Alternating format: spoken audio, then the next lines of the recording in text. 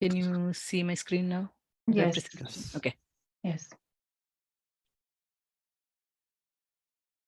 Hi, Alina. How are you doing? Good morning. Hi. Good afternoon, good evening, because we're in the different time zones. Thanks for joining in. Mm. Good morning, Alina. Good morning. Hi, Kuldeep. Hello. Again.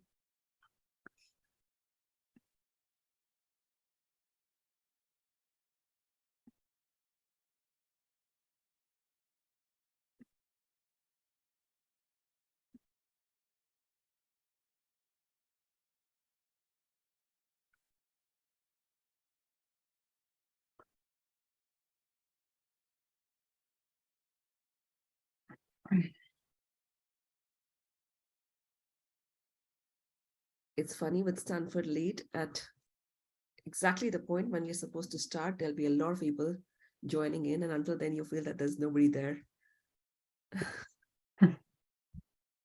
Yep. Yes. People are right on time.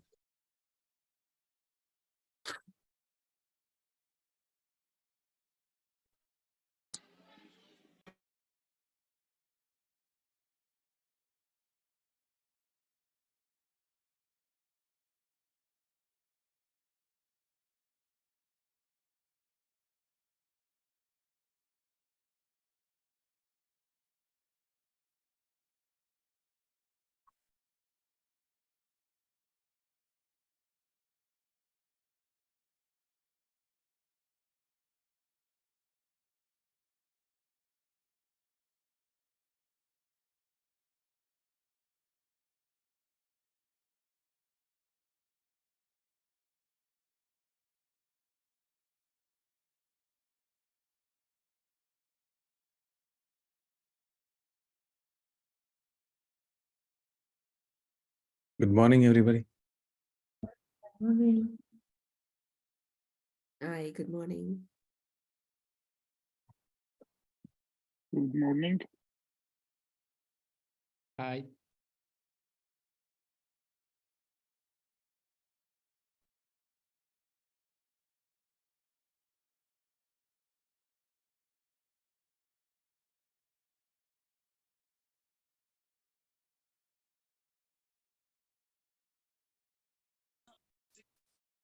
See Dan and him yet joining in, right?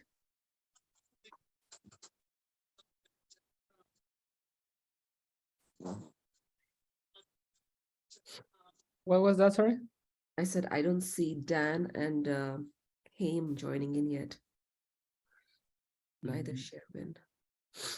We have another 1 more minute. Yeah.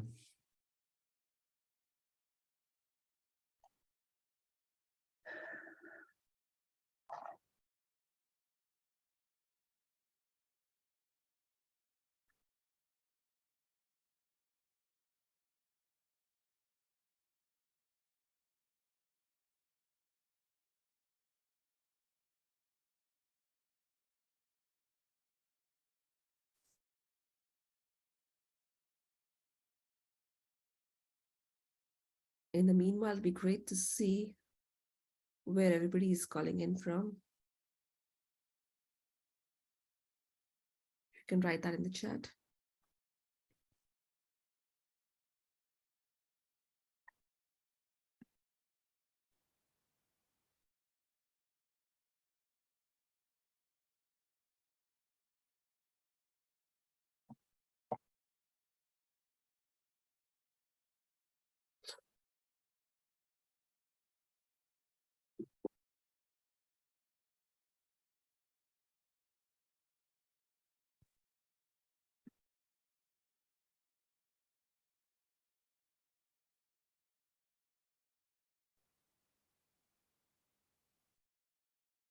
I think we'll give a couple of more minutes for everyone to join in.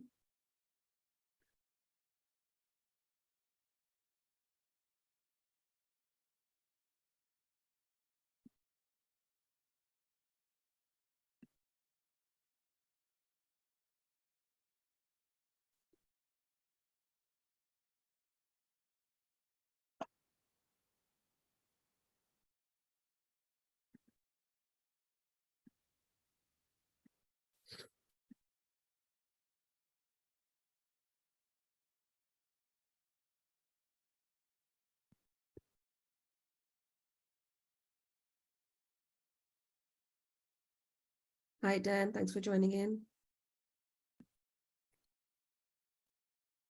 Hey, DT, great to see you. How are things? Good. Thank you for joining in.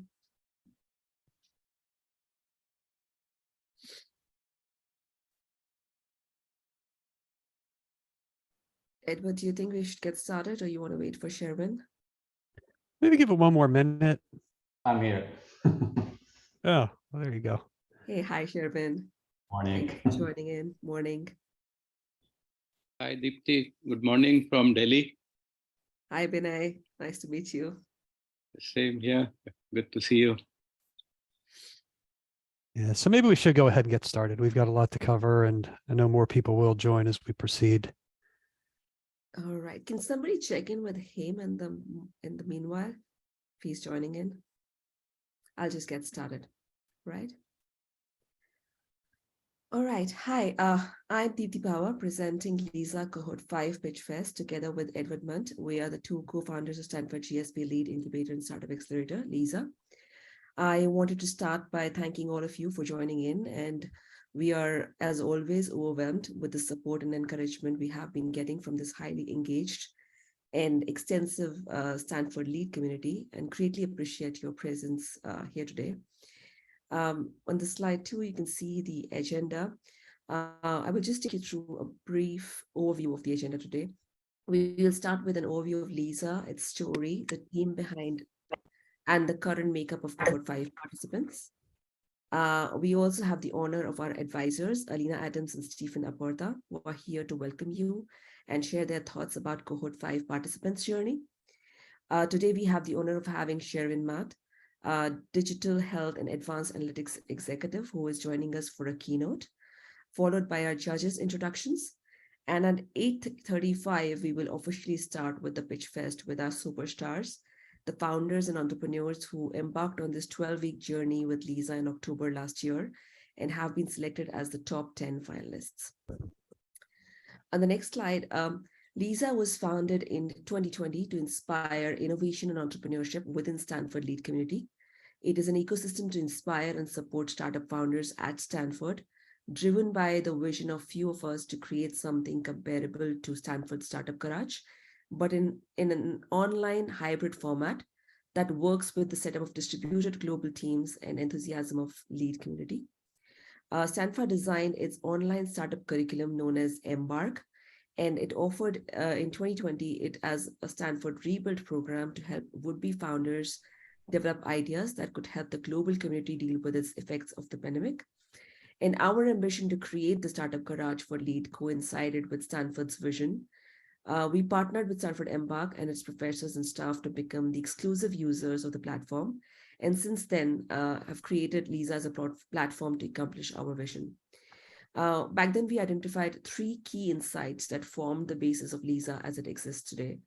The entrepreneurial ideas explored during the lead courses of design thinking, business model innovation, design for disruption, etc., and already existing lead ventures needed a home to thrive, interact, and engage with one another, and find a community that helps them shape the ideas to revenue-generated businesses.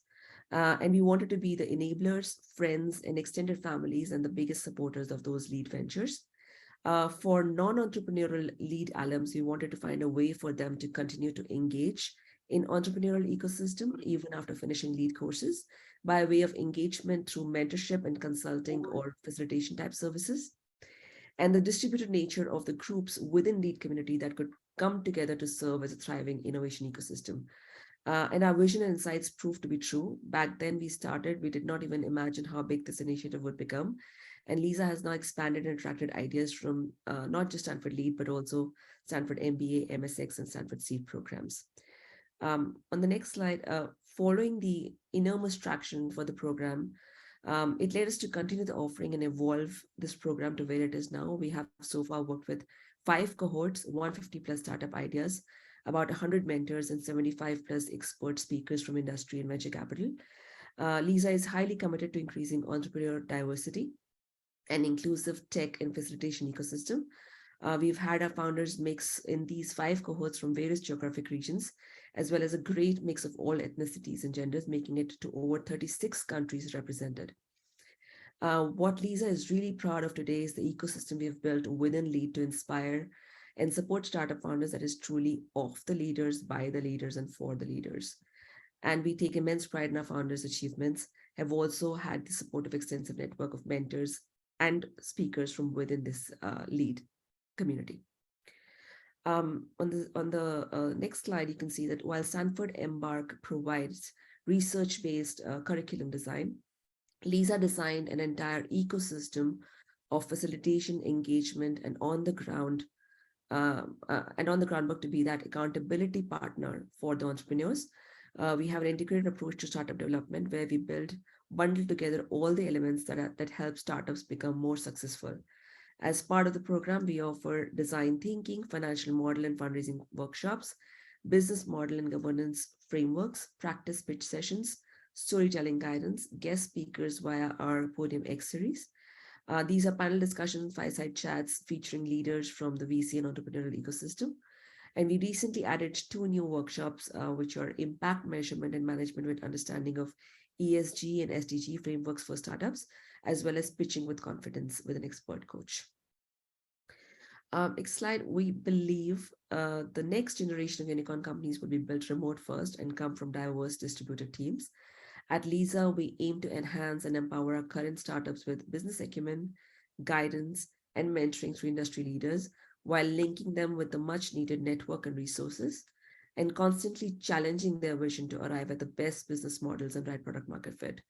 Our current cohort attracted the most innovative ideas of applicants we've seen since the program's inception, and we've had our most exciting cohort to date, which made it very difficult for us to select the top 10 from whom you would hear today. As we have grown, so has the work and responsibility needed to make Lisa a success. And none of this would have been possible without the executive leadership team. The people on this team is comprised of lead alumni, course facilitators, and successful entrepreneurs. These are core Lisa members who have helped from foundation of Lisa since its inception stages. And our core strategy team here are the people who have worked with us since cohort 1, and they have been thought partners in creating the vision of Lisa as it exists today. We also have a rolling team of executives who shape the cohort-based strategies. Every cohort, we recruit some brilliant minds from within the community who are passionate to contribute to the community, work with these startup ideas. The goal of this team is to create equitable access to network and education for entrepreneurs and pair them together with equally diverse facilitation team, mentors, and leadership team to transform the entrepreneurial ecosystem together. And this team is also equally diverse, who bring experience as entrepreneurs and industry to some of the world's leading companies. On the next slide, one of our biggest success factors of this program is our design thinking facilitation sessions that we provide to each team. And here is a team of experts who supported cohort 5 journey of our teams and have gone above and beyond to be the thought partners and vision strategists for our founders. Turning to a mentor can have various clear benefits for entrepreneurs. One of the main one being the transfer of knowledge in an effective way. These are some of the experts from our lead community who have kindly offered their time and expertise to mentor this cohort, and they've helped our entrepreneurs with specific questions by sharing their knowledge and contacts harvested through their years of experience. Here, I would like to invite my fellow co-founder, Edward Munt, to add comments and his reflections about the cohort 5 journey and take us to the advisors and judges presentation. Oh, thank you, Deepti. Yeah, so if we just look at the next slide. And again, it's great to have everyone today here, including all of our mentors, design thinking facilitators, executive board members who've just gone above and beyond, just trying to benefit the community as a whole. And it's great to see. Also key to that are our advisors. And of course, everyone who's been part of the LEAD program knows Professor Heim very well, everyone's taken at least one course, if not both of his, through the LEAD program. He's been a big support. And Alina and Stephen have been so key to all of our founders because every couple of weeks we have practice pitch sessions. And Alina and Stephen are always the ones to give that really great feedback to our founders that they're then able to go in that iterative process and continue to improve their pitches. So on the next slide, we've got a few other advisors as well. Again, anyone who's ever been part of the LEAD program knows Marina very well. Very key to the program's overall success. Davina and Singari both were heavily involved with the MBAR curriculum once upon a time. Davina has moved to another position within Stanford, and as you see there, Singari has moved on to Nike. But again, they're all key to everything we do and to provide guidance and advice and really making sure that we make the LISA program everything that it can be. So again, thank you to everyone there who we've gone through and listed. So without further ado, I'd like to now introduce our keynote speaker for the day. If we go to the next slide, there you go. Shervin, just, you know, as you see there, I won't read his entire slide, but everything he's done, and as Chief Innovation Officer for Huvare, as well as many other roles within healthcare, and an additional innovation. And you know, I just got a note here. I'm so sorry. I jumped ahead a little bit, and I apologize to Shervin as well. We actually had a minute or two set aside for Alina and Stephen if they could say something. And I'm sorry, I'm just really excited to get to our founders. I apologize. So Alina, I'll let you go first if you had any comments to add. Sure. Thank you. I won't take long. I just want to congratulate everyone on such a wonderful journey. This is the best cohort, and I'm not saying it lightly. And a lot of this, thanks to the LISA team by providing so many resources. We see such a tremendous progress and improvement pitch after pitch, and I'm just amazed what how much passion, input, hard work goes into all of this. So congratulations for the top 10. For those of you who did not make top 10, please do not be discouraged in any ways. I'm sure this was a very hard decision for team, for the judges to pick those top 10, because it's such a diverse breadth of ideas, and it's really hard to even pick. It's not apples to apples comparison. Congratulations to all. Please stay in touch. I'm looking forward to seeing the great progress and the top 10 pitches. Thank you. Yeah, thank you, Alina. And to that point, this was coming up with the top 10 was just torture. There were so many great ideas this time, and really blown away, and as always, just proud to be a part of this. Stephen, you want to say a couple words? Sure. Thank you, Edward. Once again, congratulations to all of you. The path of an entrepreneur has a lot of turns and movements. After more than 20 years of working in different roles and in different ways, I can tell you that this becomes a lifestyle choice. And one day you win a prize, one day you're first place, and one day you may find valuable ways to improve where you are and where you're going. So take everything as a learning opportunity, and very excited and looking forward to see the top 10. Thank you.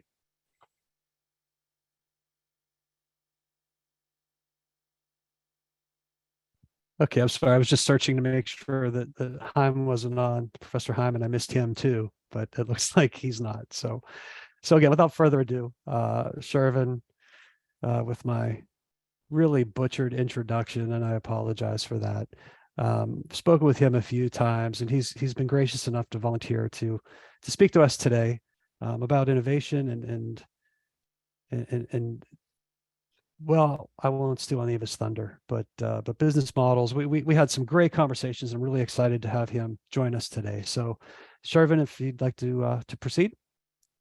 Thank you very much. Just give me a minute to share the screen, if that's okay. I think I need to get the right to share the slides. I also sent it to you, Edward, if you want to share it from your end. That's both are okay with me. You should be able to share now. Okay.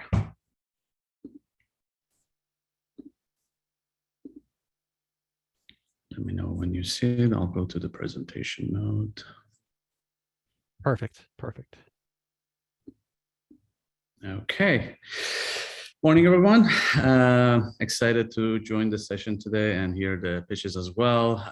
My name is Shervin Majd. As Edward mentioned, I've been in digital innovation for the past 12 years and probably around 20 years of healthcare innovation.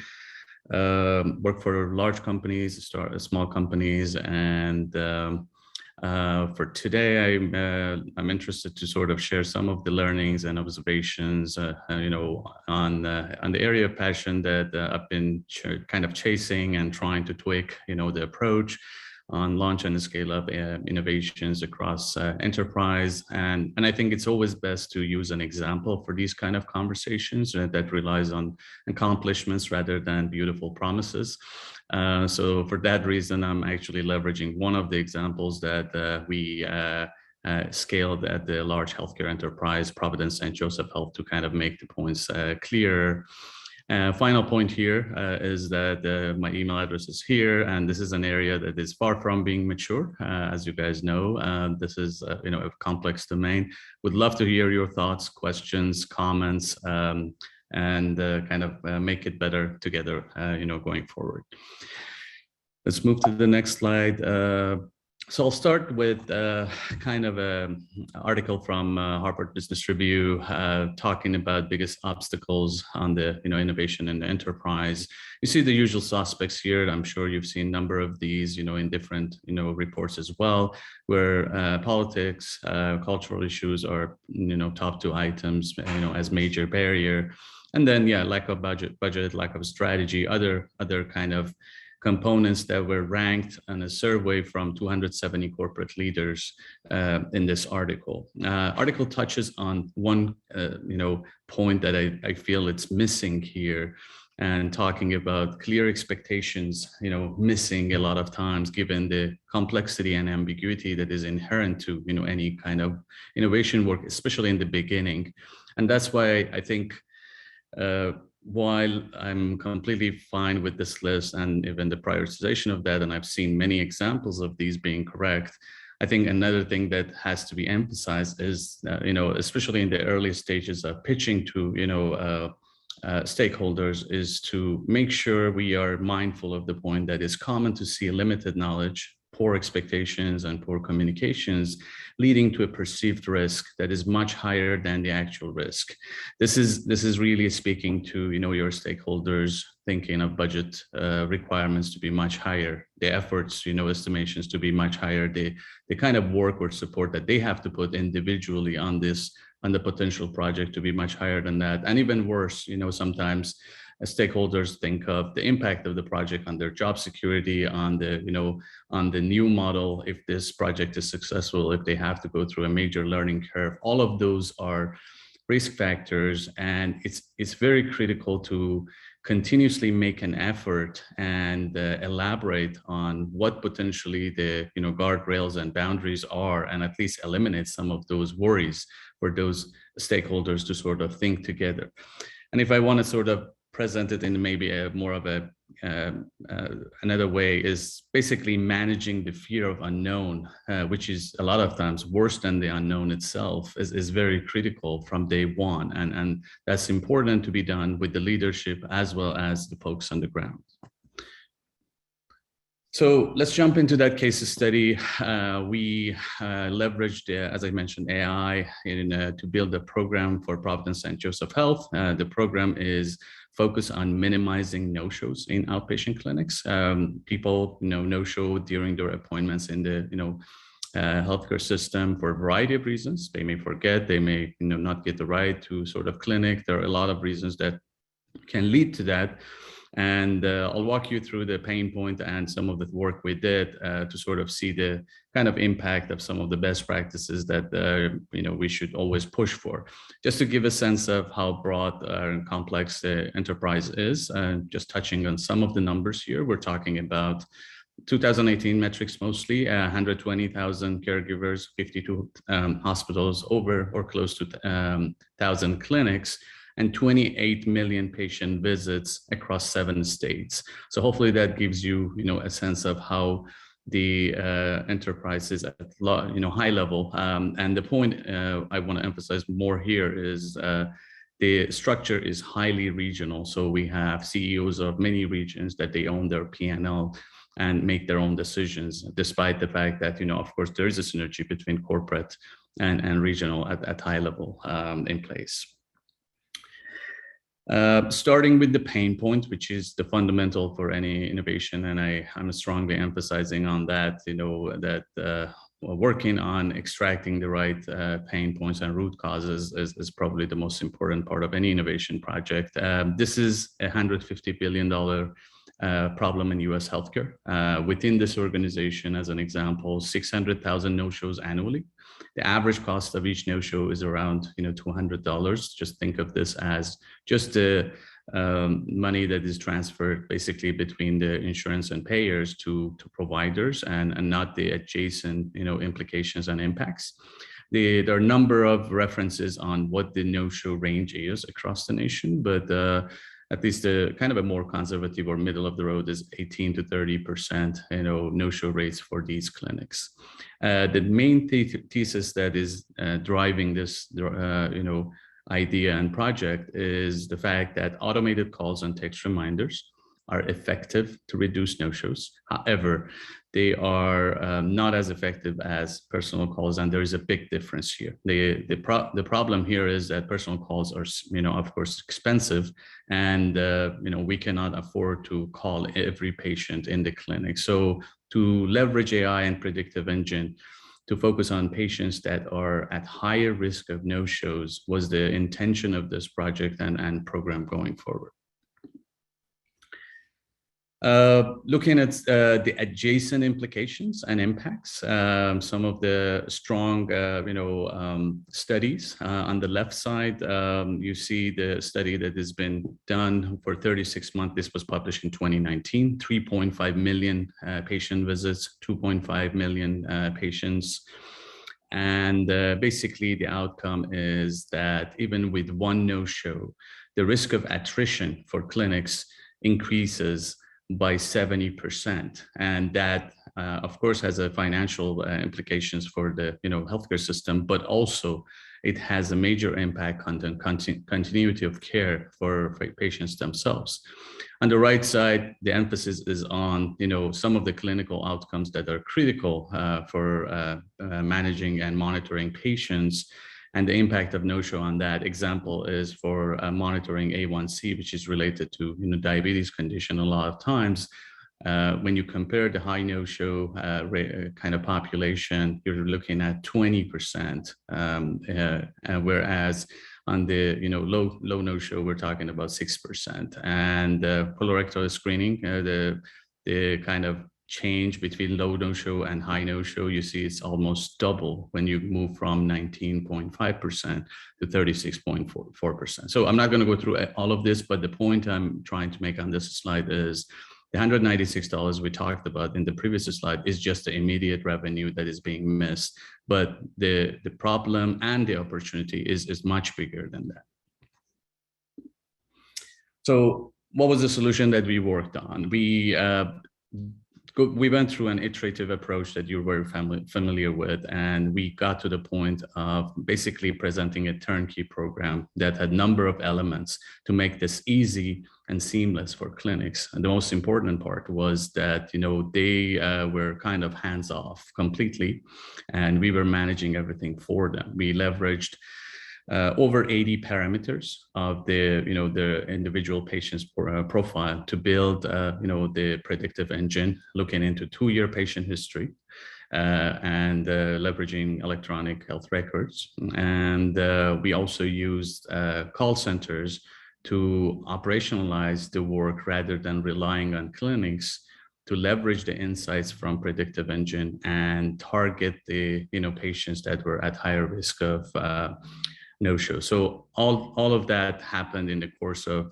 let's say, 2 years initially, but the work I'm presenting to you today is a little over than that, because I think we're talking about number of phases that are critical to actually achieve the sustainable phase where the program can continue, even if team is not necessarily the same team. I left the organization middle of 2021, and these program, along with a number of other works we have done, are still running, and that hopefully gives you a decent confidence on the quality of work. Simplified the timeline here a little bit for our conversation. We'll elaborate on that a little bit. And I think, just use it also for kind of summary of this part.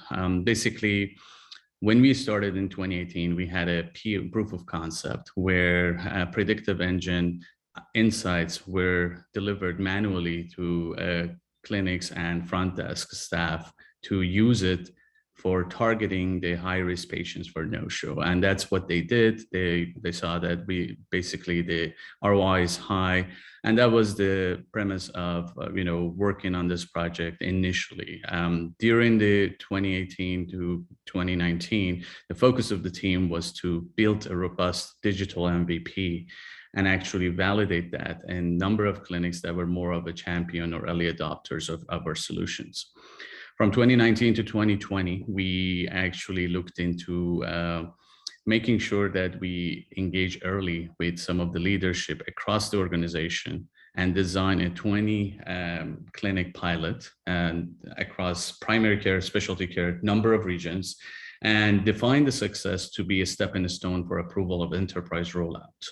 And that's what we achieved. Again, I simplified this, but we actually got the approval in Q4, early Q4, earlier than the end of the pilot, as everybody agreed that the ROI was significantly high. And adding the call center that was, highly specialized in the organization and working with them very closely to define a very efficient approach actually boosted our ROI almost 100%. So that was another aspect that was critical, given the fact that we cannot expect the front desk staff in clinics to be committed to something that is intense such as this, given that their schedule is always busy and they're getting interrupted continuously. COVID introduced a lot of noise, as you know, and challenges for healthcare systems.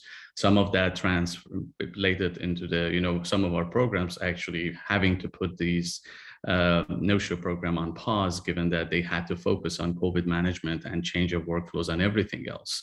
But interestingly, that also helped us in a kind of a second validation, where some of these regions that stopped the program, immediately they saw a jump on no-shows, and after 5-6 months after they got some breathing room, they came back and restarted the program as well. So in end of 2021, we had number of new regions based on that approval on the enterprise rollout, that were added to the program.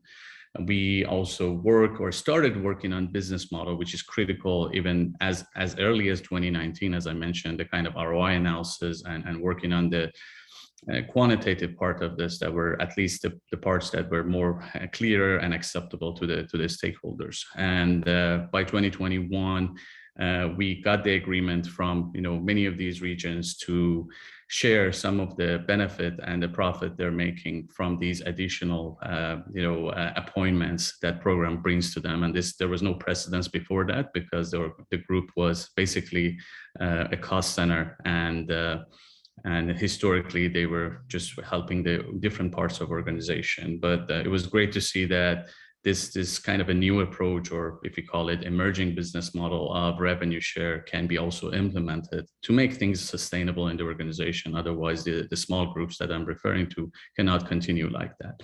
Final point, to get to sort of a more of a sustainable point, it was critical to move everything to the cloud, and we use Azure Cloud for this.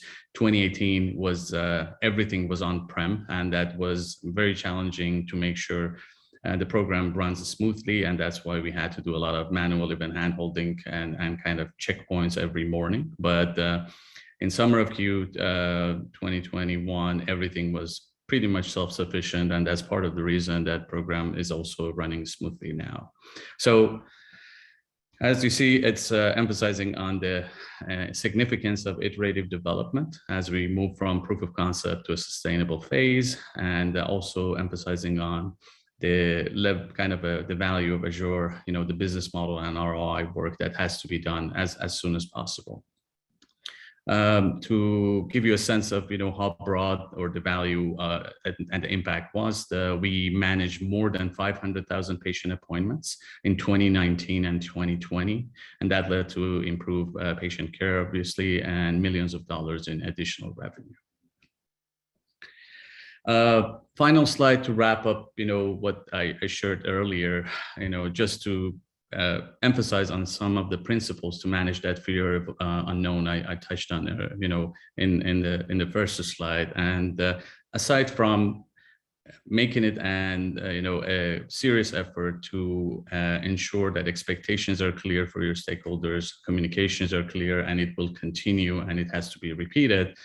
There are a number of other things that I will also heavily emphasize. One is to ensure you can find and you work with committed business owners. This is important in early phases of innovation, as well as the work you have to do with them for iterative validation and having a successful deployment. Essentially, really bring in the element of customer obsession, which is critical for success of any innovation.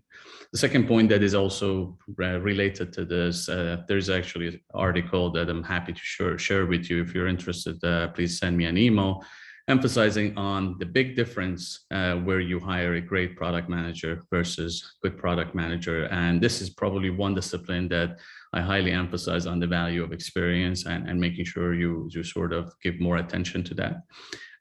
Preferably having the domain knowledge also can be very helpful for the individuals that are basically driving your innovation and the projects as as product managers. Third point, I use the emerging business models because as we look into doing things in a better way and identify new approaches or novel methodologies, there is it's not uncommon to see that existing business models are not the right fit, and it's important to look for how else we can adjust the business models to sort of make it more friendly for the stakeholders and end users. And for healthcare, obviously a good example I can leverage here is that the role of COVID-19 to push for adoption of telehealth and virtual consultation, and the fact that now we need to make sure that those services are leveraging a friendly and valuable business model that is benefiting all the stakeholders is something that's been going on. Of course, some of the regulations have been adjusted, but there are more teams and everybody that I'm aware of that is working on this as a fundamental element of kind of maturity we are achieving. Last point, I think you saw that on the timeline that it's probably reasonable for a major project to have a multi-year kind of a vision and plan in place. However, given that enterprise entities have numerous priorities and they have to continuously look into the important projects that they have to do, it's critical to identify the major milestones that are happening in 6 to 12 months, achieving them as a stepping stone, and validation of the vision being correct and the direction being aligned with what initially was thought of. So that's probably one area that also I have seen that there are big projects that potentially miss, or they may not be strong in establishing those milestones, and that's potentially the reason that they may get stopped, or they may cut the budget for them. But if you establish the milestones, achieve them and prove them, and also communicate them, the success or the odds of success would be much higher. So with that, I want to thank everybody. So hopefully this was helpful. I'm really interested to hear your thoughts. So here again, just my email address. Would love to hear from you. Thank you very much. I appreciate it. Yeah, that was great. Thank you so much, Arvind. I'm sure we have a lot of takeaways from that. And as he mentioned, please feel free to reach out. And if you need his contact information, you can contact any of us here at Lisa, and we'll be happy to share it. So it's now that time. So let's first meet our judges. As you see here, we've got Dan and Hem both returning, who've helped us out with prior judging, prior cohorts. Dan, we've known for a few years. You know, he's he's the founding GP at the Reaction Fund. Consists of a lot of Stanford GSB alums. And also you see their founder principal, Solstice Capital, and also board member and principal at Advanta Health. Dan, do you want to say and maybe give a little more color to that in like a minute? Yeah, sure. And pleased to say that Reaction was featured by Stanford last month on its Changemaker series. And so if you're okay with it, I'll share that article and video. We were formed by about 200 Stanford alumni with this idea we could create a global scaling advantage for founders, particularly those that are not just making a difference or making money, but making a difference in something that's really going to improve lives. And our new focus right now is on climate tech, on sustainability in parallel with Stanford's Stanford's focus there. And so if you're right, I'll just share a quick video that on the chat you can watch, and if they're interested, you can reach out to me. My email is dan@reaction.global, or just connect over LinkedIn. We'd love to get to know more of the people here better. No, thank you. Yeah, can't wait to see that video, and congrats to your continued success. Hem Suri, as I said, he's been a judge in prior cohorts, and he's been a really good friend to Lisa. He's founder, managing partner at Spark Growth Ventures. Hem, would you like to do a quick intro? Absolutely. Thanks for having me again, guys. Nice to meet everyone virtually. Excited to see the pitches today.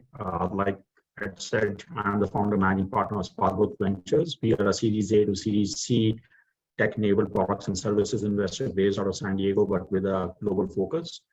I have had a circuitous journey to getting to starting a VC, and that is a proof point to people that you should take risk. You should maximize your intellectual stimulation, but also continuously seek your ikigai. And that is why I like entrepreneurs. They live on the edge and they continuously push themselves, and therefore lead to step changes in society and the innovation economy. In terms of what we are trying to do in the ecosystem, we are a community-driven model. So we have a community of 1,000 people who are former executives, former or current executives, professionals in various fields, domain experts, thought leaders, entrepreneurs, prior and current VCs, etc., based out of 6 continents. And we work together, if you may, on different elements of the investment life cycle to create, first of all, value for the community itself, but then value for the founders. Till date, we have done 21 companies, 30 plus transactions, and we are the equivalent of a 40-50 million fund. And this is all within the last 2 years. So seeing a lot of, I would say, product market fit for this new concept to create value for the VC ecosystem and move the needle broadly, because we focus on elements which are beyond just the financial returns, such as giving underrepresented segments of the society more representation, and also promoting immigrant founders, etc., that are looking to get their feet in the VC, in the startup ecosystem. So thanks for having me again, and look forward to hearing the pitches today. Yeah, thank you. Definitely appreciate it. Last, certainly not least, he's a new judge this time around. Founder and CEO of Kugelman Startup Investors. It's Kuldip Hillier. Would you like to say a few words? Yes. My name is Kuldip Hillier. I'm in downtown San Francisco. So if you guys are local, happy to meet up with you. Quick little background. About 13 years ago, I was laid off. I started a company that helps the mechanics of a sale. So we create quotes and orders for Salesforce. I've been very fortunate. It's actually now one of the most popular apps on the Salesforce ecosystem. And then a few years ago, I took a class at Stanford on learning how to invest and startup governance. Took some classes there. So I've been very fortunate. I'm here to basically be available to help you guys. I've been exactly in your shoes. And I know the struggles that it takes and the tolls it takes on your personal and social life and family life. So I give you guys props for doing this, and I'll do my best to kind of support you where I can. Take care. Thank you, Kuldeep. And also, I believe Shervin is sticking around to be one of our judges. So I don't know, Shervin, did you want to share anything else, or? No, looking forward to that. I appreciate the opportunity and excited to see the pitches. Yeah, thank you. And thanks to all of our judges. It's really, really appreciated. You know, they just making the time to help other founders is just fantastic. So with that, go to the next slide. It is time. Oh, okay. Back up. I thought we had a little buffer slide. Thank you, Purnima. Let me introduce a guy who's been core to everything Lisa's done since just about the beginning, who's going to lead the Pitchfest. So Andres, take it away.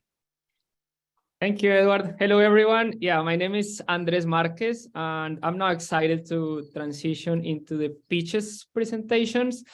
The way this is going to work is basically each team is going to have 3 minutes. And of course, if any of the team runs over that time, I'm going to have to unfortunately stop you due to our time constraints.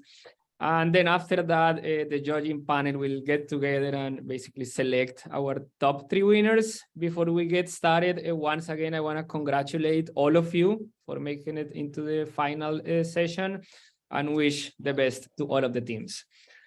So to get started, if we go to the next one, we are going to go with AI Robot Doc. And just making sure that all the judges have their scoring sheets and everything ready. Okay.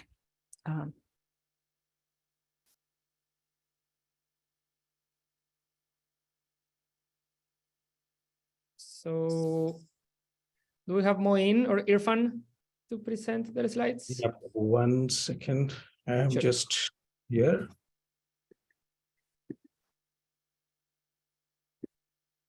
And just let me know when you're ready to start the timer. Yeah.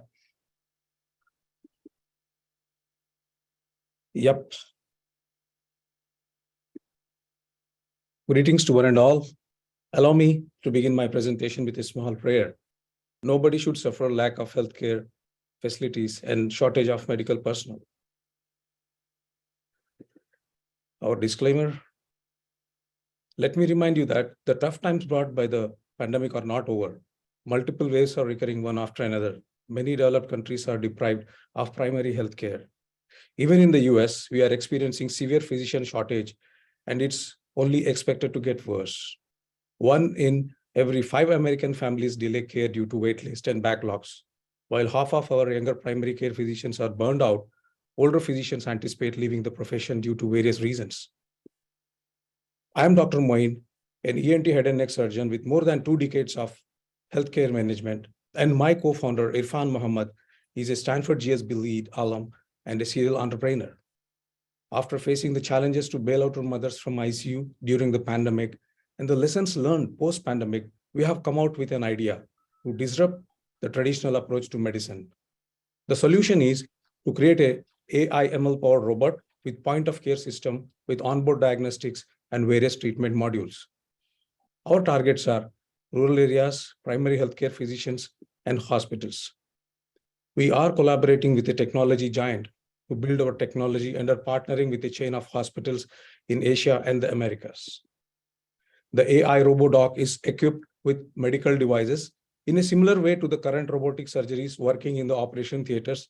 For the first time ever, AI RoboDoc will perform in the outpatient theaters, where it will do the general clinical examination, non-invasive diagnostics, and advised treatment. The innovative technology is to disrupt the existing system of treating patients and provide a two-sided platform that can reduce the recurring cost with one-time investment with a basic annual surcharge, eliminate the friction with time, and reduce travel time for both physician and the patients. By year 2030, the global primary care physicians market is expected to hit $1,500 billion with a CAGR of 4.5%. Our business model is tire-based, flexible with different options and pricing. So our go-to market will be through medical conferences, medical exhibitions, workshops, sales, and hospital marketing. After conducting multiple interviews with different customers, we are working on the prototype and are collaborating with the primary healthcare physicians and hospitals. Our target revenue is to reach 10 million by year 2025 and 1 billion by 2030. We are seeking 2 million USD in pre-seed. Our team, our mission. Thank you. Thank you. So if you could please stop sharing, we go to our second theme, which is Beer Tinder.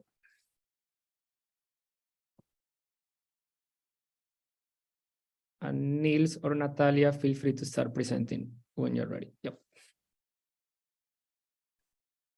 All right. So hi, my name is Niels, and I'm here with my co-founder Natalia. We are Beer Tinder. I live in Germany, and not surprisingly, I love beer.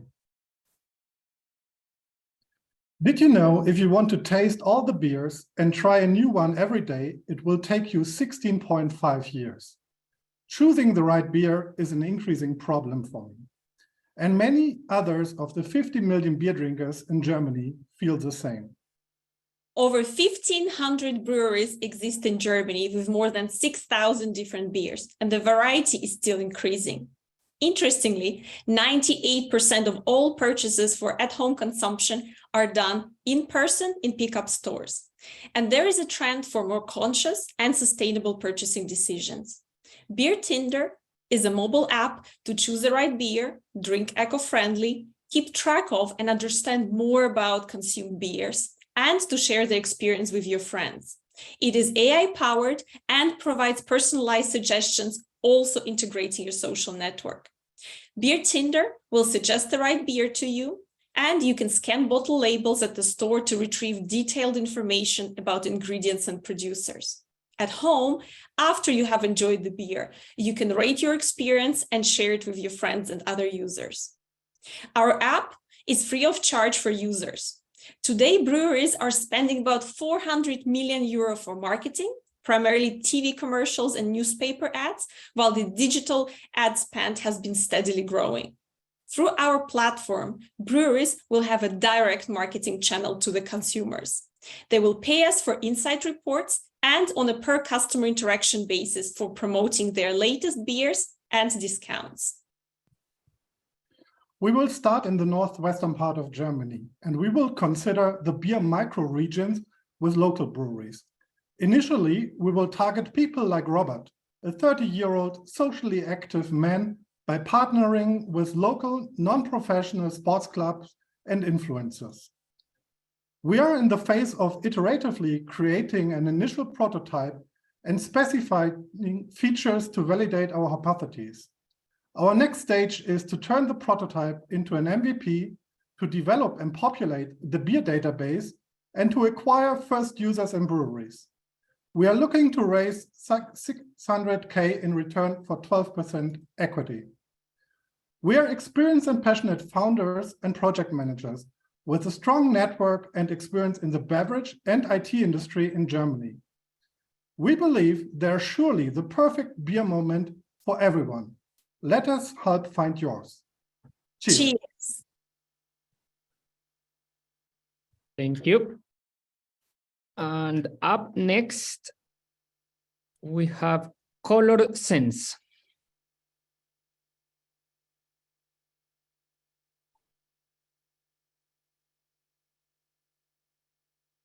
Okay, I'm ready. Please start. Today, beauty is not one size fits all. Based on our market research, 80% of consumers are more likely to make a makeup purchase if the brand offers a personalized experience based on their skin type, color, and undertones. Moreover, 68% of these consumers are looking for clean beauty products. In 2021, skincare and cosmetics made up around 56% of the global beauty market at $288 billion, with North America sharing 24% of the revenue. From our interviews, we identified multiple customer personas, such as new beauty, who is new to the world of makeup, and hesitant beauty, who is hesitant due to skin issues or past experiences with makeup choices. As an AI-enabled one-stop platform, ColorSense will help these users select personalized, clean skincare and cosmetics that enhance their looks and boost their confidence via seasonal color analysis based on their skin, eye, and hair color extracted from a selfie, and personalized skin analysis through selfie and profile quizzes to recommend products that relieve their skin concerns. A virtual makeup pouch is available in ColorSense for users to add their own makeup and skincare with reminders on expiry date for easy refill. The looks feature also allows users to create and test out various looks under different lightings with underlying products within their budget. To address customers' need for clean ingredients, ColorSense will integrate with Think Dirty and EWG, the two most trusted third-party evaluators for beauty and skincare products. Both clean ratings will be displayed next to each recommended product. While there are many apps in the market delivering some of the listed features, ColorSense is the only AI-enabled one-stop platform that provides all these beauty features in one place. The ability to share profiles of much-loved products with their friends and family personalize the user experience while enhancing customer reach. We aim to grow our customer base and brand name through beauty influencers, referral programs, and paid social media advertising. We are targeting a revenue of $100 per customer per year from various channels, such as paid membership, in-app advertising, and sales commissions. Currently, we are in ideation phase with a target launch in October this year, just before the holiday season. We plan to acquire our first 1,500 active users by the end of this year. We will significantly invest in customer acquisition costs, targeting a growth rate of 125% per quarter in 2024 and 50% per quarter in 2025. We are bootstrapping for 2023. Lastly, we are asking for experts in beauty brands, marketing, and technology to join our advisory board. Reach out to us and we would love to show you what we are building in ColorSense. Thank you. We now go to Dels.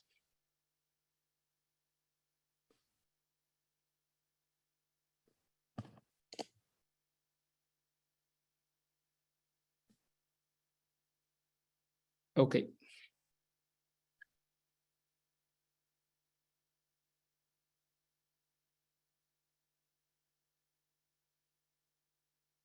Feel free to get started when ready. I'm not sure if you're speaking. Oh.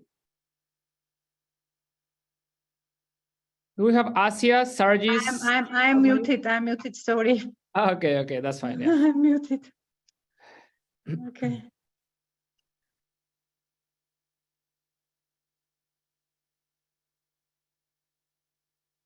Okay, your screen is up. Ready. Hi, everyone. My name is Asya, and I'm delighted to present our approach for delivery service. Please get to know Anna and Andrew. Anna lives abroad, and every holiday Anna used to send parcels to her family to feel like home. But sending every time via regular post is very costly for Anna. Andrew is a travel manager who travels most of his time to explore different destinations. We represent Dell's application, which changes the perception of sending the goods. It's a new way to deliver personal shipments. You would ask how? This is a platform where travelers and senders meet each other to exchange the parcels for delivery. For senders, is a way to deliver a parcel in the fastest way, for the travelers to earn money. Along with the speed, Dell's customers can get world without borders, competitive offers for delivery, zero traffic, no additional commissions, and the most important, the insurance. Our target customers from one side are people who live abroad, people in a long-distance relationship, and from another side, people who travel a lot with the business and leisure. In 7 months since we launched, we have more than 100,000 downloads, and we are in more than 20 countries. With our application, we were around 200 deliveries, most to and from India, UAE, and Central Asian countries. Based on the statistics, people used to send documents, medicine, appliances, traditional foods, etc. We made digital marketing activities in various countries. Our experience showed that the lowest cost per install in India, and the number of downloads is dramatically growing week over week, even today when there is no activities. Thus, our strategy for the beginning of 2023 is to focus on Indian market and to boost our application from India to the rest of the world. During 3 years since project launch, we have invested around $150,000. For the further market penetration and development, we need to raise $500,000, which is 10% of company shares. With that, we plan to increase our active user base in 12 months to 250,000. Along with the required investment, we will contribute additional 50,000 from our side. After reaching 250,000 active users, we expect to then generate more than half a million. Based on the customer feedback, we made application for free, but some features are still option for monetization, like insurance, in-app purchase, proversion, subscription, and ads. We are 3 founders with rich experience in company management, business development, as well as product marketing, building company branding. Thank you. Thank you. And up next is Query.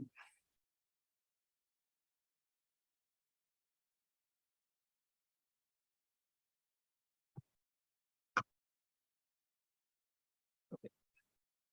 Your screen is up.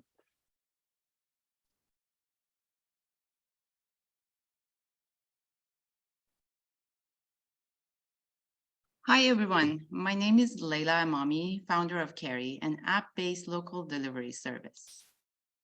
In order to establish our company's mission, let's consider John. He would like to buy a big screen TV without breaking the bank. He finds one on Craigslist for a great price. Unfortunately, it doesn't fit his car, and his friend with a pickup truck is not available. So he starts searching for delivery options, and he finds they're all expensive and require advanced planning, making the deal on the TV not worth it.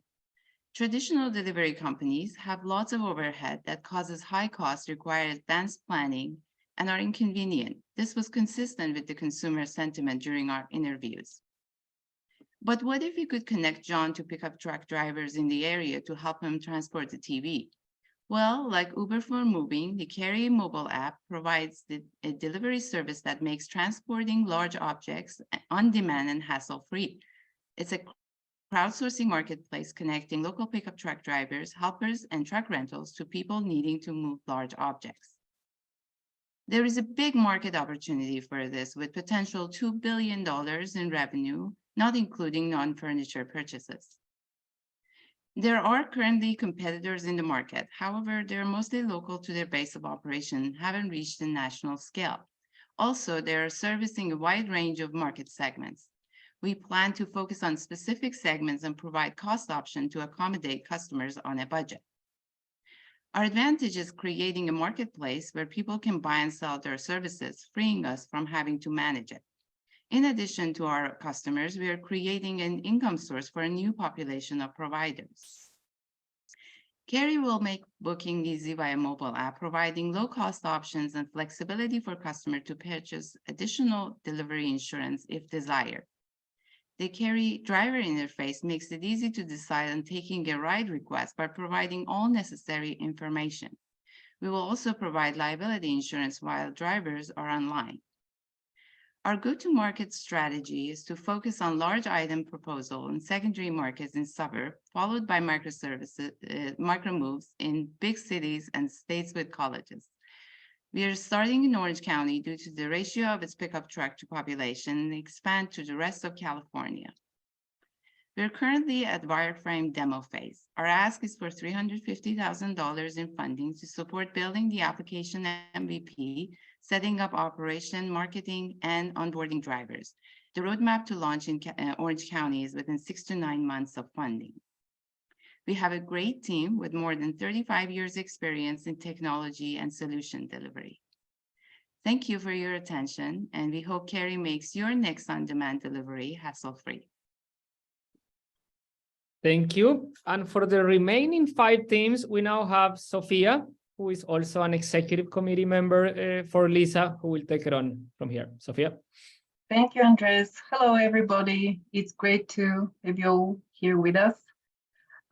Congratulations to everyone on the wonderful journey, and I'm very excited to see all the finalists. So the next team that will be presenting is SenseDoc, probably just to let all finalists know. So the sequence of presentations is SenseDoc, service, Servidemic, SmartDoc harness system, Taregi, and Tripian. So SenseDoc, if you're ready, just let me know.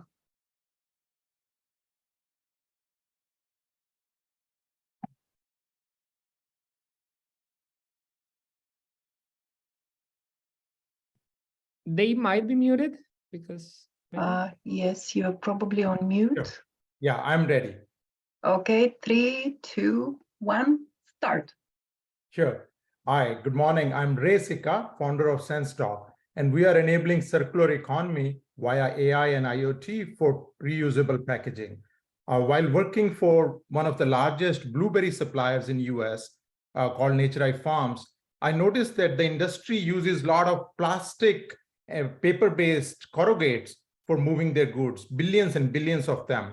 When I asked why they could not use the plastic containers, which are reusable, I found that the industry lacked trust in the billing. They were not able to account for these assets and were overbilled. And that's the problem SenseDoc is set out to solve. We're building a trusted system for tracking, counting, and automatically reconciling the use of these reusable packagings in industrial markets. It's a big market. Just in US, there are 1 billion crates available. And we think between 6,000 major distribution centers and 100 top retailers, our SOM is around $100 million in the next few years. And we go to this solve this problem in a very unique way. We deploy an AI camera at the dock at receiving that automatically reads and counts each and every pallet down to the crate level. We digitize the receiving experience. In fact, this has been rolled out at one of the world's largest retailers already, where we saved them 25% of their leasing cost. And we did that by reducing their overall pool of assets they were using, by reducing the cycle time for which they held the asset, reducing the time it takes for the pallet controllers to reconcile, and reducing the time for the warehouse. Just by investment of 15 to 30K, they reaped benefits of around 250K at one side. Now we are looking to build world's largest library of these reusable deliveries. And our goal is to deploy Vision AI much broadly. We already have customer success with 15K MRR, and we have prospects in ag tech and manufacturing. Our master plan calls for essentially crossing 10 sites in next 12 months, and then developing image libraries, and then becoming profitable by going into EV recycled goods as well. Our go-to-market is unique with the corporate innovation group, circular economy accelerator, and by educating the industry on these new technologies. The current team of dedicated people have done this so far, and we are looking for $1 million in seed funding, pre-seed funding, to invest in sales and marketing and engineering to grow to our milestone of 10 customers with 700K MRR. Thank you. Thank you, Ray. Thank you very much. So the next team is Servidemic. Are you ready, guys?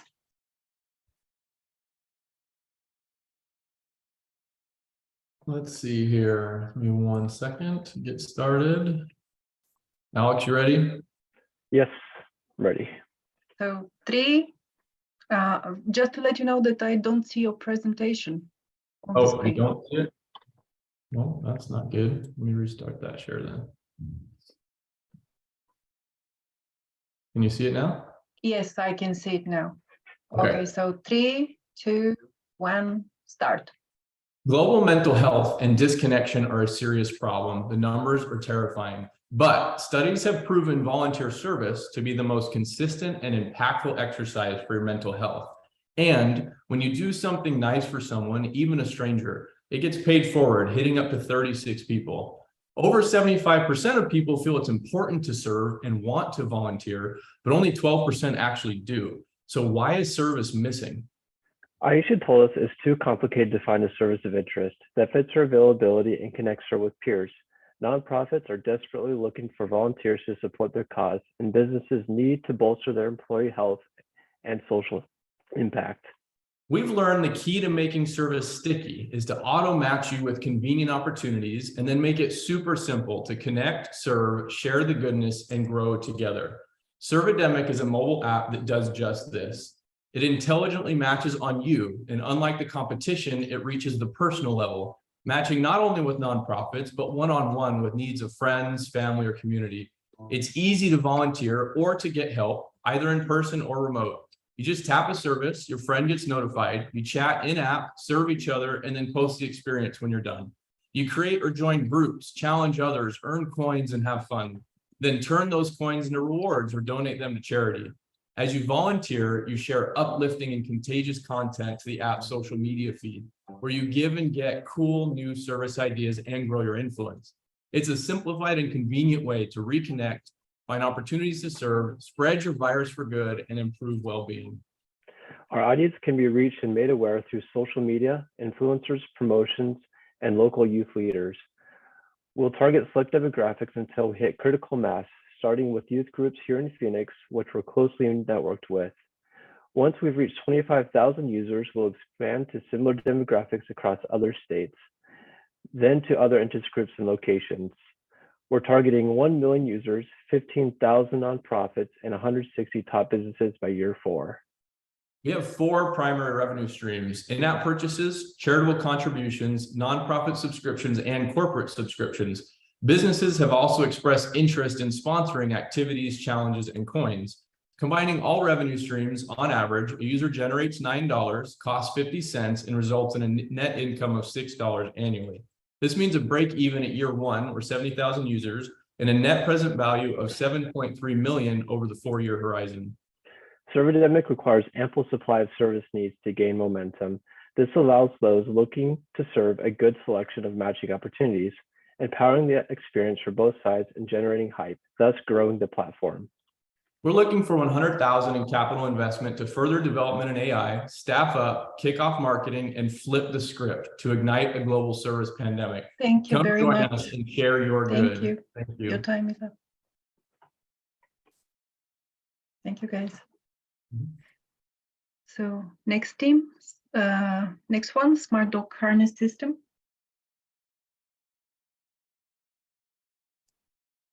Can you see my screen? Yes, I can see your screen. Are you ready? Yes, I am. 3, 2, 1, start. Hi, I'm Marjani, founder of the Smart Dog Harness System, which is a wearable tech solution offering dog owners a comprehensive suite of wellness and training features in a single product and easy-to-use app. Data collected from numerous dog owners indicates many dog parents experience stress, frustration, and even anxiety during one of the most common and routine activities, which is walking their dogs.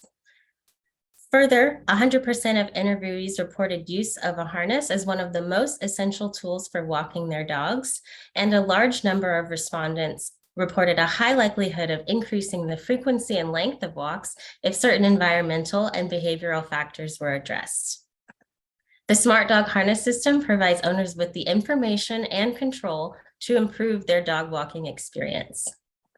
Here's a mock-up of the harness and an early wireframe of the mobile app's UI.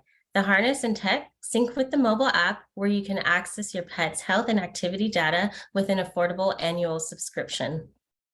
Whether your goal is location and wellness tracking, training and behavior management, customized health data, or simply a cool high-tech solution, the Smart Dog Harness is a great product for any dog owner. Touching briefly on the addressable market, global pet wearable market size is growing rapidly with no signs of slowing down in the near future. It's true that there are a number of existing products offering various technology and features in wearable collars at varying price points, but the Smart Dog Harness key differentiators are simple: health, wellness, and convenience, as the only comprehensive technology-backed solution offered in a harness. The business and revenue model for Smart Dog Harness System is centered on the product and the data. The harness, technology, and app subscription will be promoted as a bundle to first-time customers targeting the $100 to $200 price range, and we'll also plan to offer tech-compatible harnesses for repeat and return customers who have previously purchased the Smart Dog Harness and have an app subscription. Annual app subscriptions create a continuous revenue opportunity, but the target price range will be determined following further analysis. Tapping into my expertise in comms, marketing, and PR will secure key partnerships with data scientists, manufacturers, veterinarian associations, and influencers to fully develop, test, and launch the Smart Dog Harness direct to consumers using a cost-efficient, targeted social and digital campaign. Early research and development is already underway, and our goal is to produce an MVP for the Smart Dog Harness System this year, launching in Q1 2024. In conclusion, I seek to confirm another meeting to discuss and address your questions as you carefully review and consider the opportunity to invest in bringing the Smart Dog Harness System to market. Thank you very much. Thank you, Marjani. So next team, Taregi.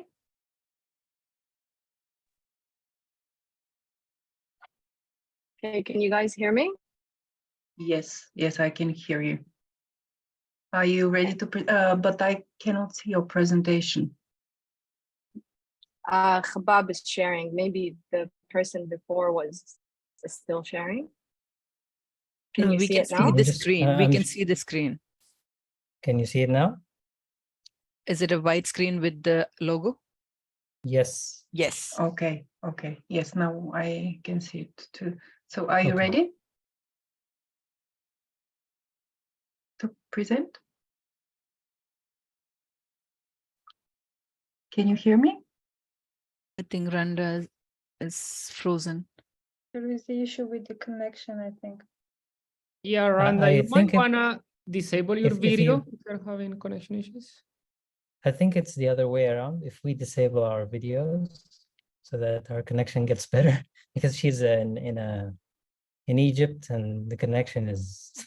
Sure, we can, but it's usually the upload connection which is slower, but we can do that. Yeah.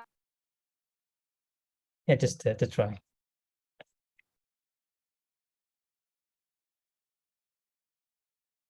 Now she's disconnected, I think. Okay, just to keep the pace of the pitch, we can move on to the next and present fast while I check with her. Sure, let us do that, Sophia. Yeah, let's go to the next one and then come back. To Tripian. Okay, Tripian, are you ready to present? Hold on 1 second. Let me share the screen first. Yes, I can see your screen. Okay. Okay. So hold on 1 second.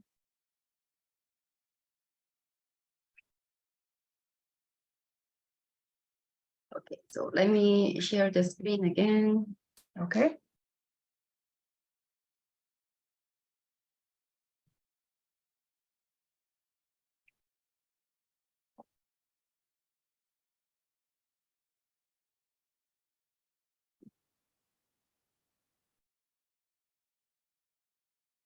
I can see your screen. My screen? Yes, can you see my screen?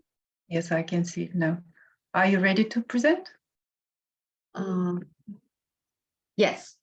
Okay, 3, 2, 1, start. Imagine you have a welcoming friends wherever you go. Hi, I'm Karen Lee. Oh. Sorry. Hi, I'm Karen Lee, the founder of Tripian, and this is the co-founder, Anna. We both are female immigrants living in the US and have a passion for empowering other women. There are 17 major world problems, and we are trying to positively impact number 3, good health and well-being, and number 5, gender equality. We want to create opportunities for women to travel without the fear, worries, and concerns. According to our research, when people travel alone, women concern more about safety, being alone, and getting lost. Our solution is to match women-to-women travelers according to their interest and nearby location. Travelers can create activities to do with another traveler and get rewards points that can use in local stores. Tripians can help to build ongoing friendship and network in casual way. Sunjung is a solo traveler traveled from Seoul visiting San Francisco. She's curious about local culture and places, but doesn't know where to go. She met Sujan, another traveler, at a BART station through Tripian app and made a short trip to Santa Cruz together. Koaku is a solo female traveler from Tokyo, curious about startup scene in Silicon Valley. She met Karen, an entrepreneur through Tripian app, and get to know about Silicon Valley history while walking around the Stanford campus together. The future of travel is a female. Women spend $15 trillion worldwide on travel space. Our go-to-market is a social media, blogs, universities, organizations for women, and events and conferences for women. Our users can use a Travelog, Meetup, or Travel Buddy to find and meet peers to attend the same event, but it is hard to organize carpooling, room sharing, and enjoying local activities together spontaneously and safe way with the other women. Our secret sauce is a fusion recipe. We believe in user-generated content and reward ecosystem to motivate people to join the community. Our revenue channels are subscription, commissions, and ads. On board 100,000 users this year, we are raising 300,000 pre-seed funding. We plan to raise 2 million seed once we meet the milestone. Mostly, we spend the money for marketing, freelance salaries, and improving our app. We can generate over 100 million in sales within 5 years. Our leadership members are all industry experts. Your wise investment will help us moving forward. Thank you. Thank you, Karen. Thank you very much. You're welcome. And now, Taregi, are you ready to present? I hope so. And I just want to say a note just for the judges, because we did skip one. So please make sure whatever entries you're filling right now was for the last one and not the second to last. Okay. Thank you. So last but not least, Taregi. I'm ready. Yeah. Ready to present? Yes. So 3, 2, 1, start. Located in North Africa, Sudan, 95% of transport method is reliant on inland trucking, with a utilization rate of 34%. Mubarak, a truck driver, and Ali, a supply chain manager, struggle to do business with each other. Mubarak struggles to provide primary needs for his family. His resources allow him to generate $430 tops. Ali struggles to find Mubarak at the right place and time. This causes failure to meet key targets for his company. Mubarak and Ali are stuck in this maze of brokers of high cost and no value addition. Our solution is Tarigi, matching supply and demand at a take 20%. So how?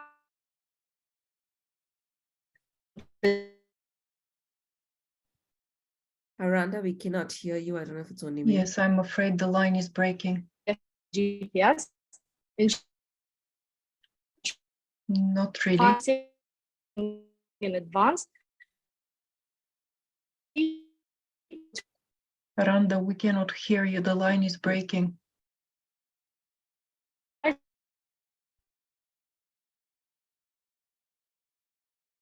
No. I cannot hear your presentation. I think just to save the day and like move things forward, if I can open the video that we submitted, okay, just instead of the presentation. Is that okay? Yes, I believe this is okay because we cannot hear her presenting. Okay. Just to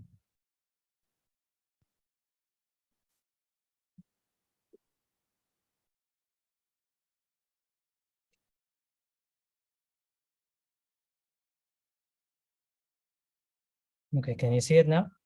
Yes, yes. Okay. Located in North Africa, Sudan, 95% of transport method is reliant on inland trucking. Inland trucking's current utilization rate is 34%. Mubarak, a truck driver, and Ali, a supply chain manager, struggle to do business with each other. Mubarak struggles to provide primary needs for his family. His resources allow him to generate $430 tops. Ali struggles to find Mubarak at the right place and time. This causes failure to meet key targets for his company. Mubarak and Ali are stuck in this maze of brokers of high cost and no value addition. Our solution is Tarigi, matching supply and demand at a take rate of 20%. So how would Tarigi work?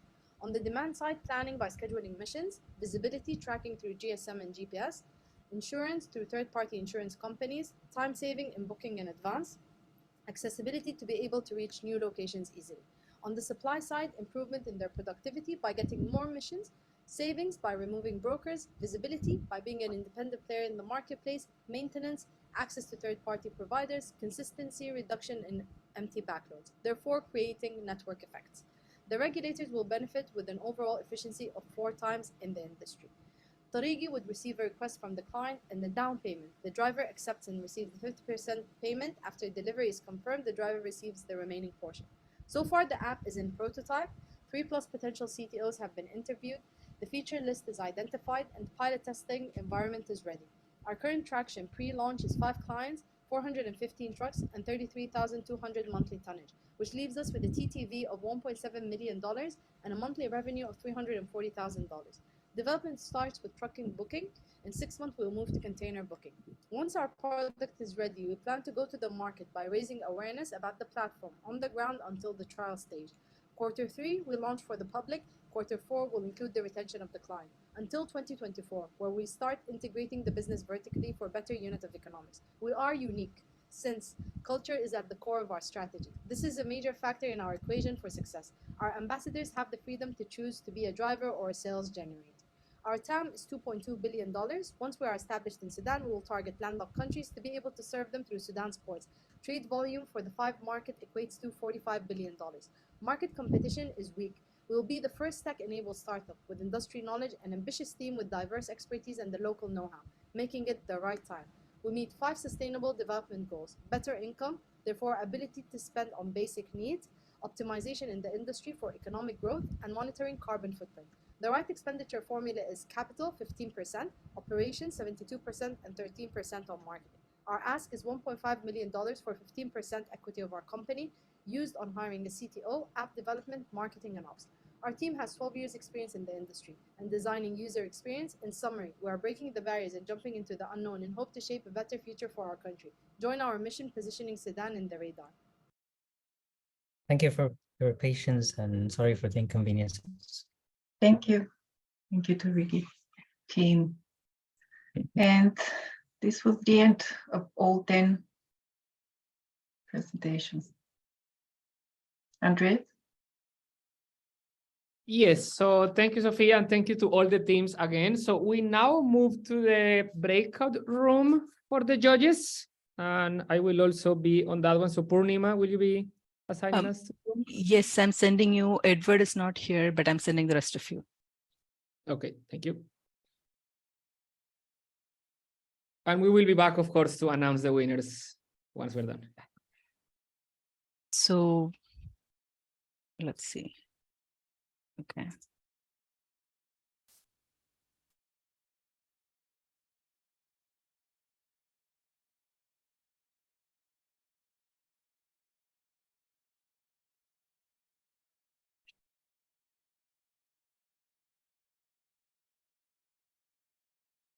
So everyone, after your presentation, how do you feel? First input, feelings. Relieved. Relieved. It was amazing. Wow, congratulations. Great job you did, all of you. Really great presentations. Yeah. Yeah. I think Randa is in Egypt and she's panicking because of the internet. Yeah. But I'm glad you had the video ready. Oh, yes. It's a great video. Yeah, I know. I noticed because I'm trying to talk to her and it was just like terrible. My internet, and we have a CTO looking for CTO anymore, but it's so, let's just hope for Randa, don't worry, the these life things is not happen. end. It doesn't end here, right? Yeah, Yeah. it's not, yeah. So it's a real life situation, it happens, but that's also a learning because each of you as founder should be able to deliver that. So that's also something that you can think of for the future. Yeah. Yes.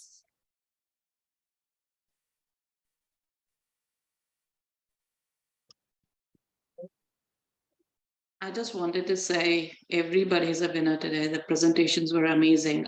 You have to assign some numbers, somebody would win. But overall, I'm just amazed by the talent pool and the relationships and the presentations you guys have done. Just, kudos to all of us.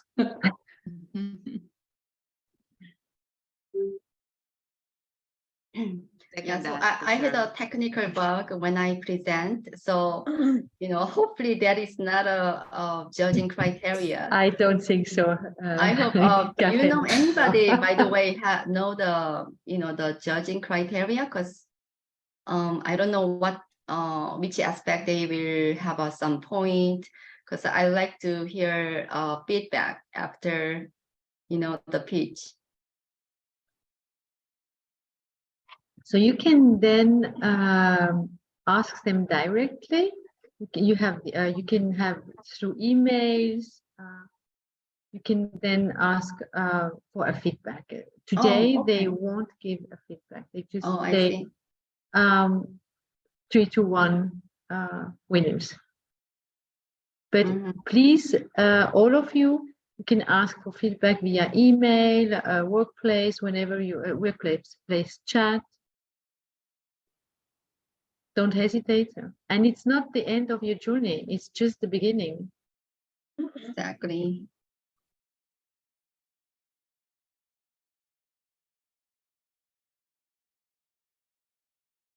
You made a tremendous progress in the last couple of months. And I saw like a couple of you. And amazing.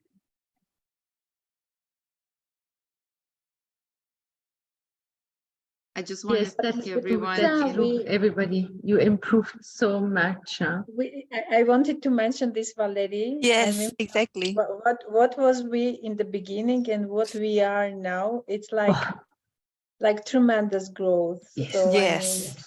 Yes. From the delivery perspective, from the speech perspective, I mean everything. Like it's when I'm comparing what was, our presentation in the beginning and what is now, it's completely different stuff.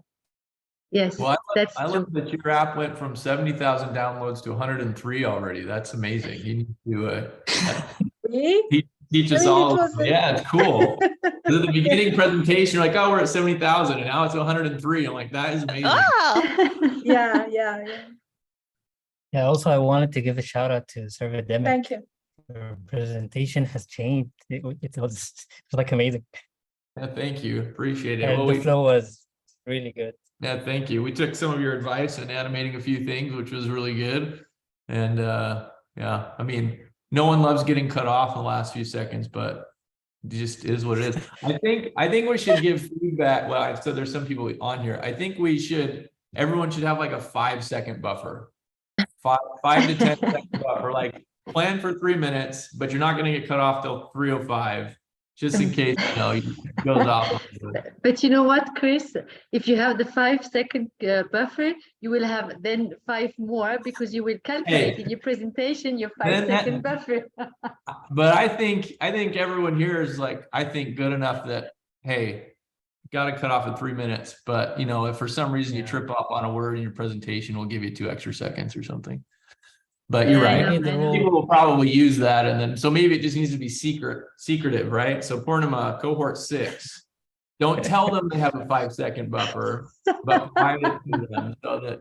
Sure, only for the final one though. We are not. Yes. There you go. Only for the finals. Feedback taken. Yes. But good feedback, Chris. Yeah. That way they get hard cut off. Yeah, hard cut off during the present, so they know you're going to get cut off. And then, yeah. It could be if you reach the final slide where you present the team, then yeah, you get to present the team. Otherwise, you get cut off. Hey, I want to give a shout out to Purnima and all the others who have been working non-stop since we started. Yeah, and definitely the mentors, I know my own Ron and my design thinkers and all of your design thinkers, right? You are setting so high bar, Purnima. It's like amazed. She doesn't sleep. She just uses her sleep time to make sure everyone's aware of what's going on in the workplace. And she's definitely not sleeping. And she's wearing different hats. Lisa in Me2B, and tell me where you are else. Where are you else? Or rather, where is she's not? Sandeep has the right question, yeah. So Niels, are you headed to get a beer after this? Because I think you guys deserve it. Or you've got. I have my ready here. Oh, you have yours ready. I'm jealous. I'm jealous too. Niels, I know what I'm going to do for next 16 years. And we just talked about the German market, right? So. Oh yeah. Yeah, Niels, you have a lot of built-in customers already. I think you all guys deserve a beer or wine because you made it to a final. Yeah, absolutely. Yeah, I mean, I can also comment that, this is one of the best active cohort we have seen since I have joined. The solutions and the problems you're trying to solve are really, something which made us feel all that, okay, how do we select the top 10? So I guess, it doesn't matter who is going to win, even who went into the top 10, but I think everyone did a great job. And the satisfaction for us is when people say that, hey, we improved a lot our pitch.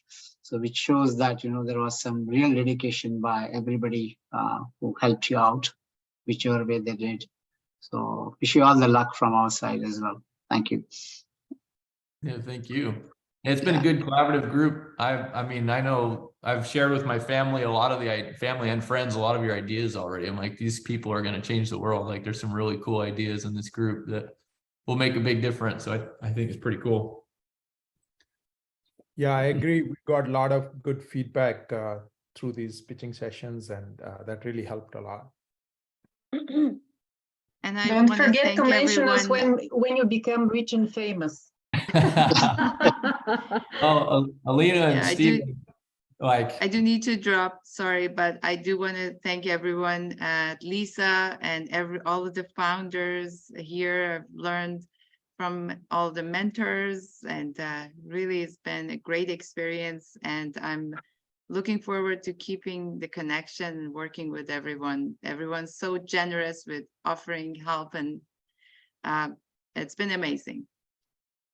Thank you. Carlos, the result is yet to be out, Carlos, you gotta wait, but also don't go away. There is some announcement to be made at the end, so don't go anywhere. There's something interesting. It doesn't matter which or not.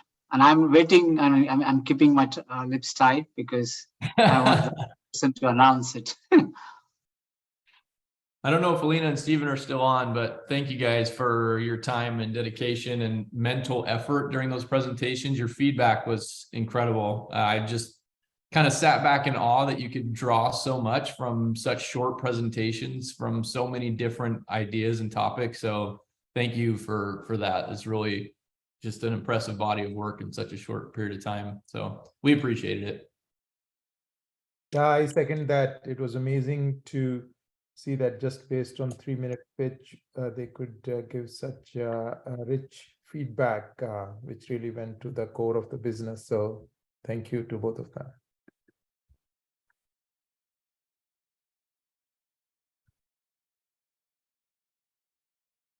And you guys can also support each other.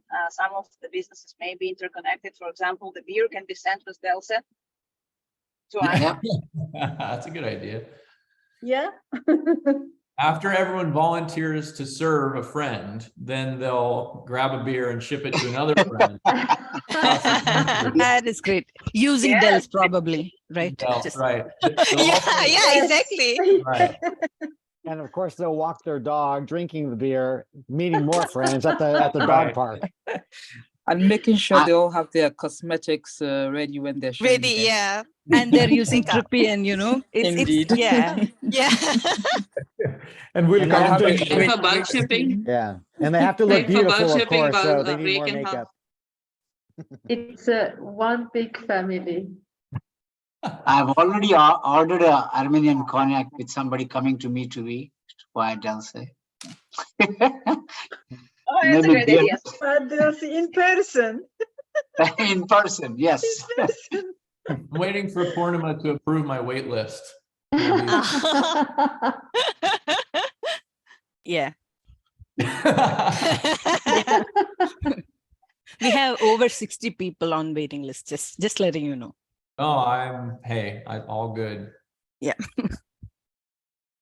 Very soon, considering the fact that we have around 5,000 people and we only take 500 for this one, there'll be a parallel Me2Me going on in the town if the people are not allowed soon. I know, and I will miss that, because I have to be at the real one. So we'll see. Very soon it might happen. If I just show up, are you going to kick me out? There are some sessions where we have a space capacity and you won't be able to come, but we cannot stop you from coming to the campus. There are things happening outside the campus, so feel free. Yeah. So wait for the announcement. I'm just holding back my tongue for that to come up. You've already seen the invite. So again, there'll be a more emphasis on you guys registering for that event. It's a Lisa party we're planning. So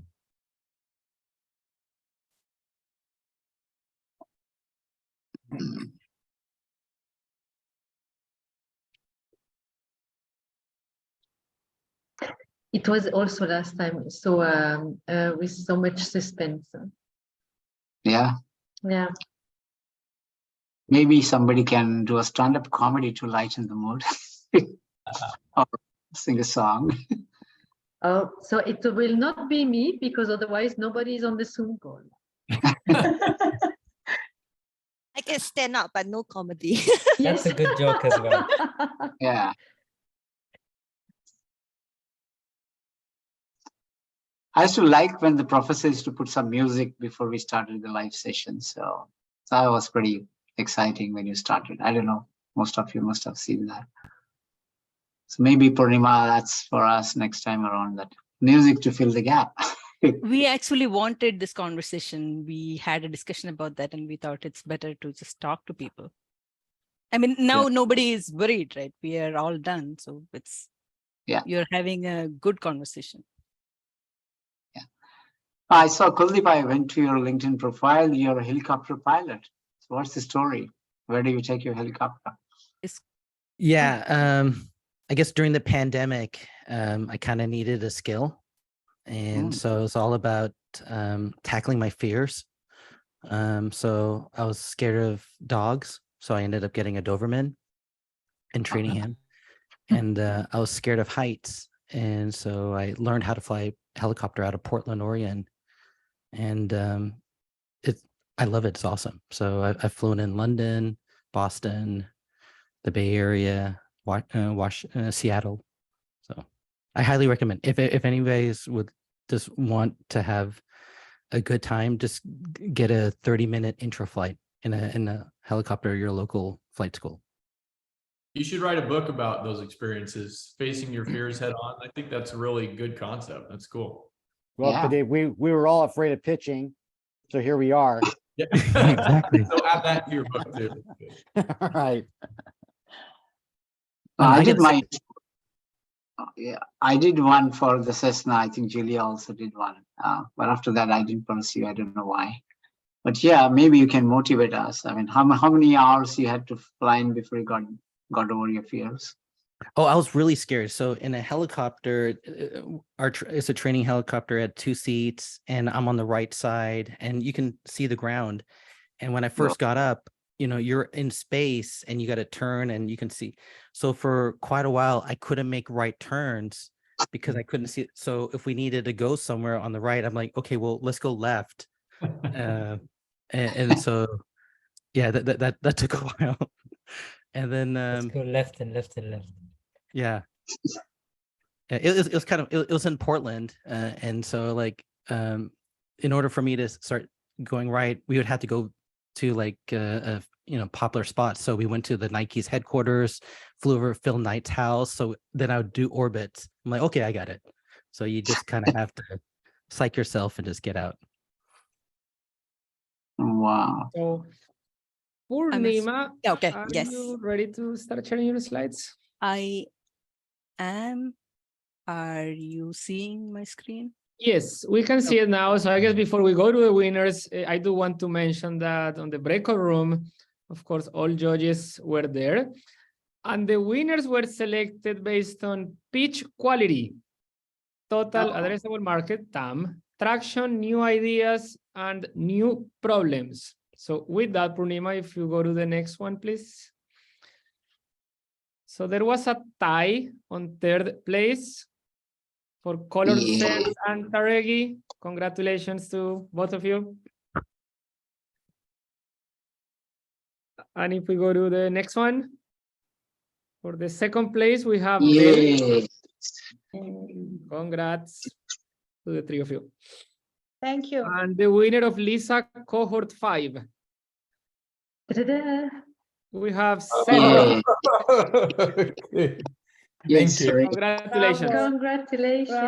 Congratulations. Congratulations. Right, well done. Congratulations. Thank you. Well deserved, yeah. So awesome job, everyone. Congratulations again to all the teams. Bravo, guys. Yeah. Yes. So proud of you. Congratulations. Bravo. Yeah, bravo. And Yeah. from now, Deepti will take it on. Purnima, if you go to the next one. Yep. All right. Thank you so much, guys, all of you guys who made it possible today. And congratulations to the winners. It was a very tough decision. I can tell you from the discussions that we had, and a clear, very clear consensus that the pitch quality of all of you guys was really good.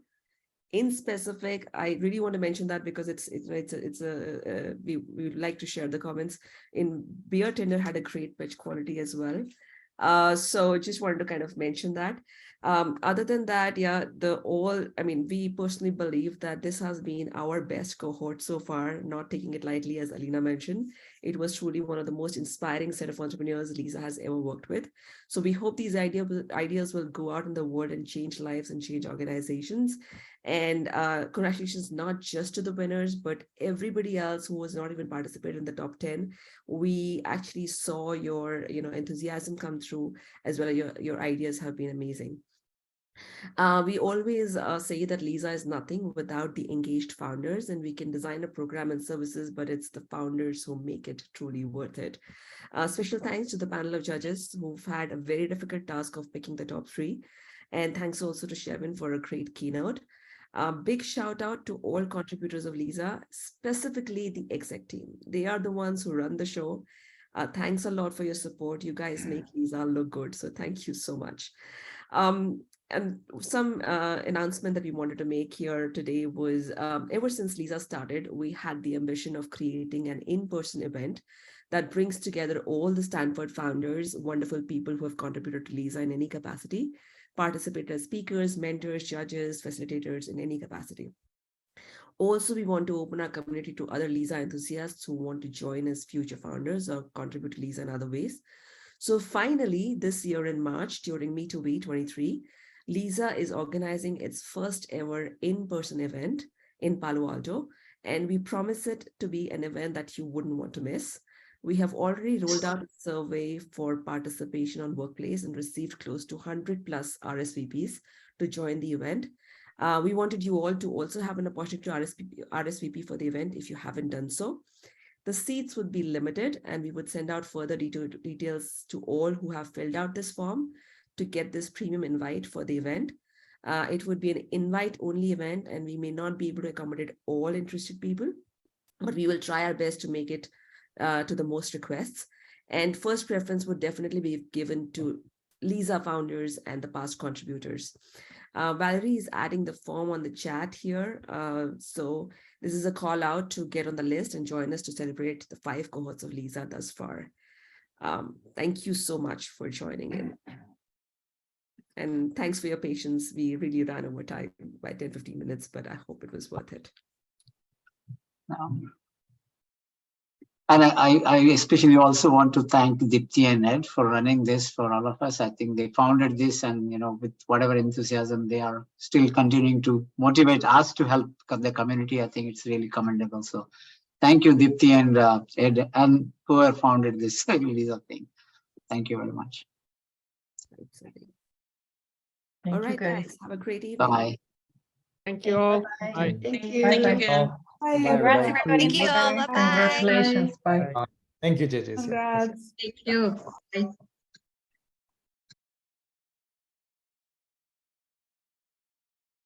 Congrats and thank you.